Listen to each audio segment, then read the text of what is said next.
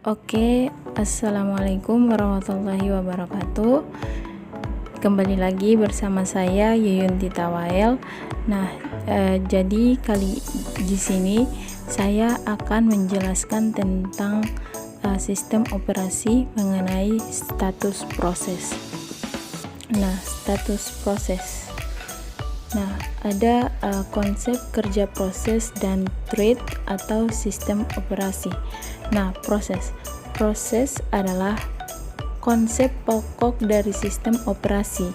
Nah, berbagai macam definisi mengenai proses telah dicetuskan.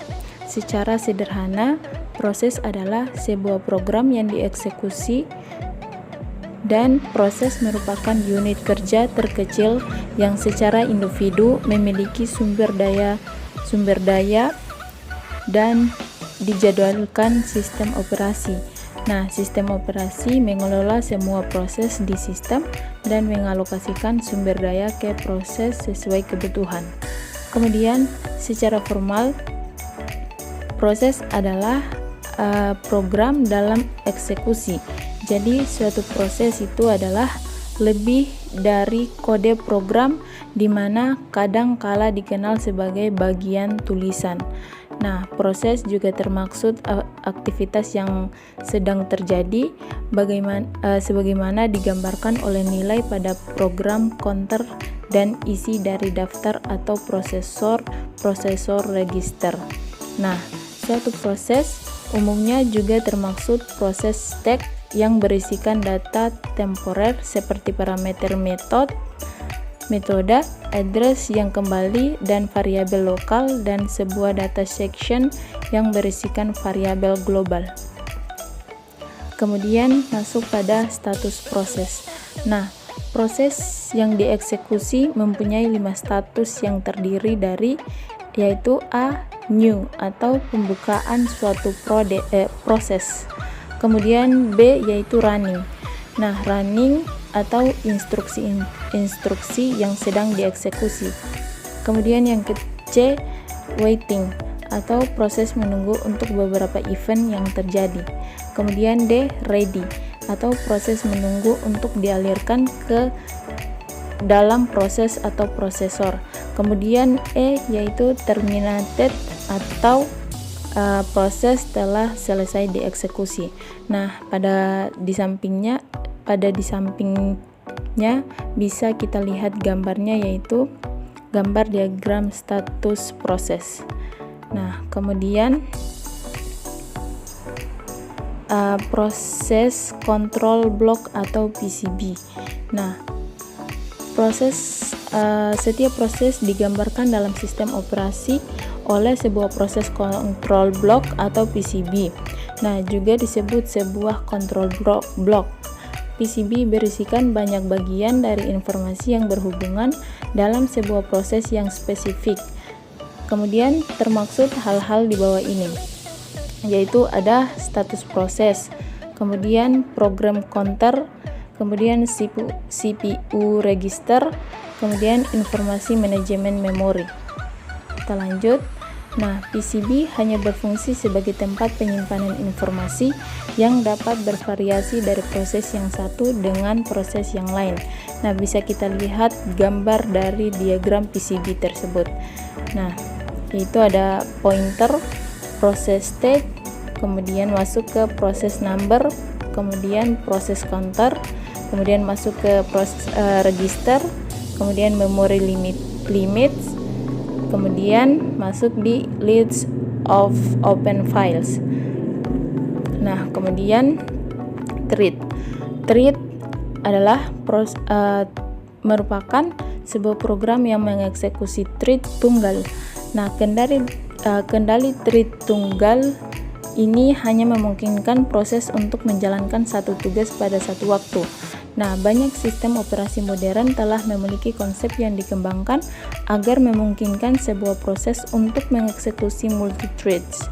Nah, misalkan user melakukan pekerjaan secara bersamaan, yaitu mengetik dan menjalankan pemeriksaan ejaan di dalam proses yang sama. Kemudian, thread thread merupakan unit dasar dari penggunaan CPU yang terdiri dari thread ID, program counter, register set, dan stack. Nah, jadi sebuah thread berbagi kode section, data section, dan sumber daya sistem operasi dengan thread lain yang dimiliki oleh proses yang sama. Kemudian kita masuk ke single thread dan multi-thread. Nah, yang pertama yaitu single thread. Single thread ini yaitu proses hanya mengeksekusi satu thread saja pada satu waktu. Kemudian yang kedua yaitu multi-thread. Nah, proses ini dapat mengeksekusi sejumlah thread dalam satu waktu. Kemudian yang selanjutnya yaitu model multi-threading. Nah, dukungan thread disediakan pada tingkat user yaitu user threads atau tingkat kernel untuk kernel threads.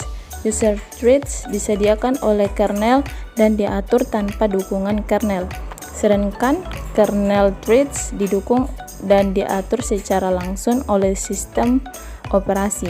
Hubungan antara user threads dan kernel threads terdiri dari tiga model relasi, yaitu yang pertama model many to one. Nah, model many to one ini memetakan beberapa thread tingkatan pengguna ke sebuah thread tingkatan kernel. Nah, jadi pengaturan thread dilakukan dalam ruang pengguna sehingga efisien. Kemudian masuk ke model one to one. Nah, model one to one ini memetakan setiap thread tingkatan pengguna ke thread kernel dan ia menyediakan lebih banyak konkurensi dibandingkan model many to one. Nah, jadi keuntungannya yaitu sama dengan keuntungan thread kernel. Nah, dan kelemahannya model ini ialah setiap pembuatan thread pengguna memerlukan pembuat thread kernel. Kemudian yang ketiga yaitu model many to many. Nah, model many to many ini banyak thread tingkatan pengguna ke thread kernel yang jumlahnya lebih sedikit atau sama dengan tingkatan pengguna thread. Nah, jadi jumlah kernel spesifik untuk sebagian aplikasi atau bagian mesin many to one model mengizinkan developer untuk membuat user thread sebanyak yang ia mau, tetapi konkurensi atau berjalan bersama tidak dapat diperoleh karena hanya satu thread yang dapat dijadwal oleh kernel pada suatu waktu. Kemudian one to one menghasilkan konkurensi yang lebih, tetapi developer harus hati-hati untuk tidak menciptakan terlalu banyak thread dalam suatu aplikasi. Nah, jadi dalam beberapa hal developer hanya dapat membuat thread dalam jumlah yang terbatas. Oke, mungkin itu saja yang bisa saya jelaskan. Kurang dan lebihnya mohon dimaafkan. Wabillahi taufiq wal hidayah. Wassalamualaikum warahmatullahi wabarakatuh.